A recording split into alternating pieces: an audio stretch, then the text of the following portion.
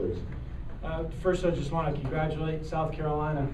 This is the first time, honestly, the first time all season that I believed we were defeated by a better team. They're a better team than we are right now. We aspire to be the kind of program that they are. Coach Tanner and his club did a great job. They were the better team tonight. And it's the first time that I could honestly say that all year. I believe we were beaten by a better team. We had some opportunities, left a lot of guys on in some big spots, but fought, scratched, clawed. The catch that George Springer made in the 8th inning is indicative of our effort and resilience, and emblematic of the kind of players that we have in our uniform, the kind of heart that beats within that uniform, and the kind of person that we need to continue to grow our program. And the guys to my right had a huge impact on our program over their careers here, and we're going to be sorry to see each of them go. They're real special people and special players, and we lost the ball game tonight, but they're going to be part of when we do get to Omaha. They're going to be a big part. We're going to be standing on their shoulders. Take questions for the student athletes at this time. If you raise your hand, please, we'll get a microphone to you. Student athletes only.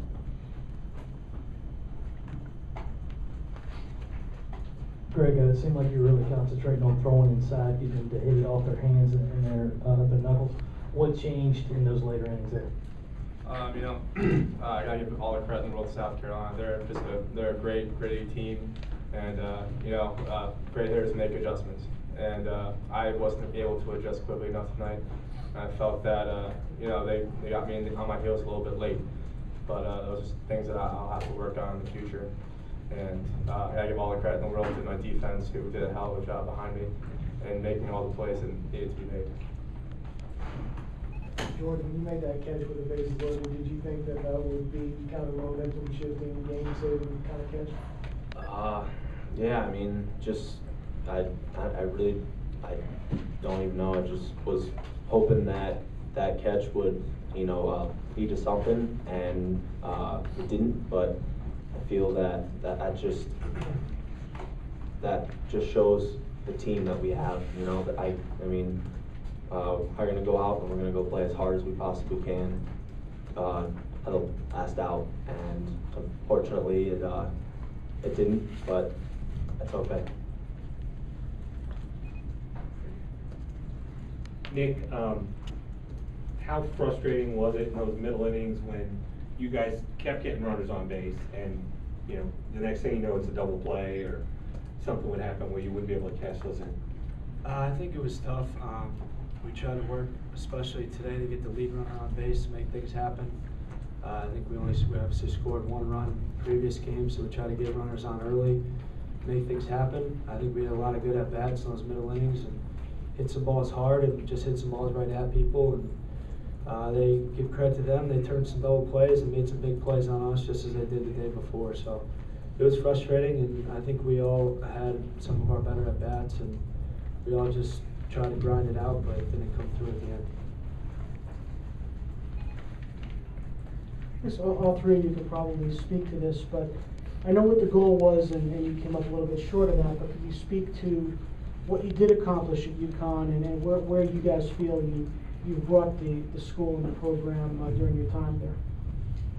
Well, five years ago, I would never have dreamt that I would be playing in front of 10,000 people.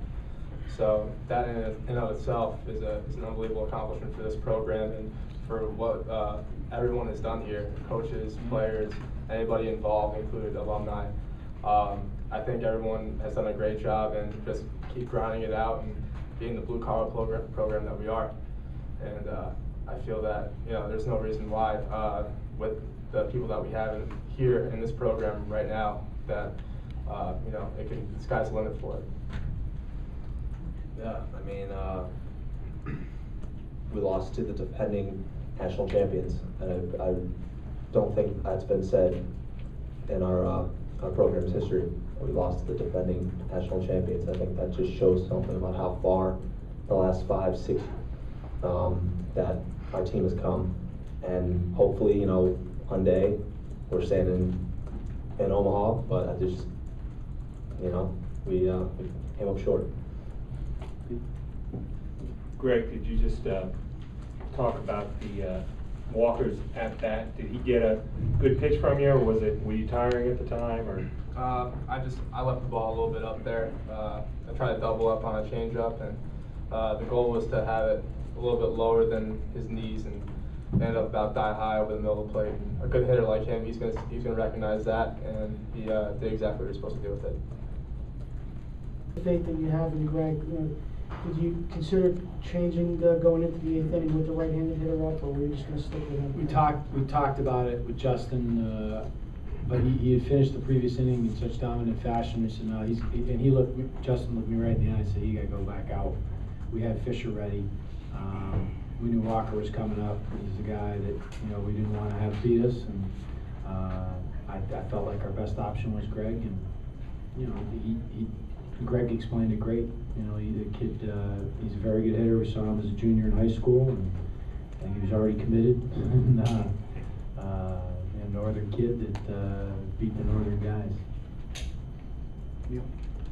Jim, you had first and second lane, you started out to bunt line, get the line out to left, and then the double play ball, and then the next inning, your non-guy didn't get the bunt down and move the runner again, they escaped. Were you thinking there, you know, if you execute a little better things, and the ball drops, it's a completely different game? Yeah, we just didn't execute. I think I'd live with every one of my decisions tonight. You know, LJ's all year. LJ doesn't bunt in that situation. He's one of our best hitters, if not our best hitter. And I pulled him aside. I said, I don't want you thinking about anything other than getting backspin in a gap right here. And he said, all right, let's do it. And he hit the ball hard. Had a little bit of topspin on it. Almost enough to drop it in front of the left fielder, but he hit the ball hard, and then then the double play ball. Was that the double play ball right after that? Yeah, the line. You know, that's base running mistake there, and you know, we say react back on the line drive. That's why I'm doing this all the time at third base, and Steve Malinowski's yelling back on the line drive, but sometimes in the heat of the moment, the wrong thing. You know, we don't execute, and then we didn't get the bunt down when we had to get the bunt down. You know, we were squeezing on the next pitch with Doug Elliott at bat. Doug Elliott's a great first pitch hitter, and I expected him to hit a ball like he did with his last at bat with the bases loaded. I was going to give him one to hit, and then we were squeezing. It didn't work out. It wasn't meant to be tonight for us, and South Carolina played much better. Played better than we did, and deserved to win the ball game again. I know you say that's the best team that you've seen all year. What do you think makes them that way, and especially with the All-American on the sideline, injured? Why is that team good? Yeah, I'd hate to see him with Jackie out there too. Well, first of all, it starts, you know, with the guy at the top. I mean, there's no better baseball man than Ray Tanner. You know, I think he's a great motivator and gets the most out of his kids.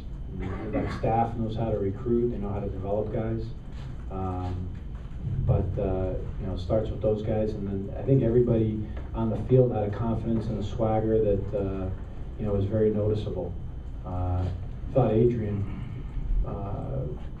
really kind of turned the series a little bit with that play yesterday. You know, made a heck of a play, and obviously an emotional kid that knows how to make big plays, and Christian's a heck of a hitter. I mean, they got it top to bottom. They can all hurt you, and it's a very good ball club. The atmosphere doesn't hurt either.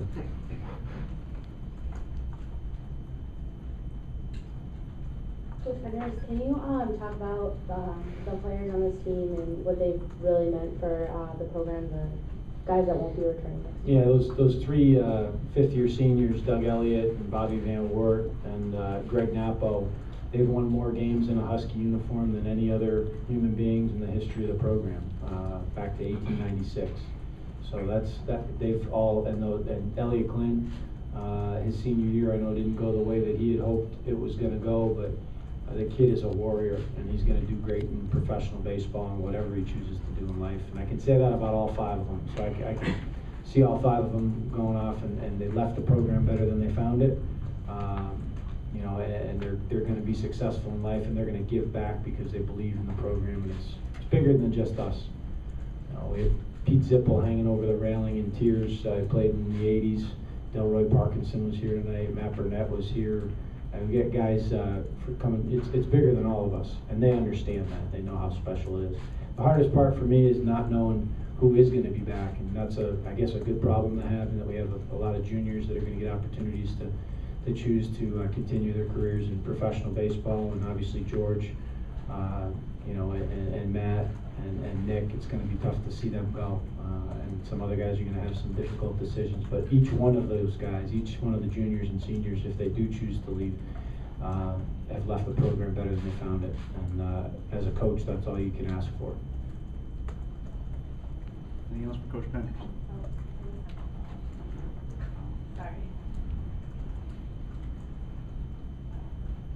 Coach, do you think that next time that you get the program back to the super regionals, that you're going to be better prepared? Like last year, we had the regional in Norway, which is this year we won came out of something. Do you think that it's just another block, or? Yeah, we want to skip a few rungs on the ladder, but unfortunately it didn't work out that way. We got one rung further, and we did make progress this year. We're going to be back, and all those guys in the huddle also know that too. There's going to be a lot said and written about what we're losing, but we've got a lot coming in, we've got a lot coming back, and we expect to win now, and there's no substitute for that. You expect to win every time out. The culture of the program's in a good place. It's in a good place, and that's in thanks large part to the guys that just played their last game in our uniform.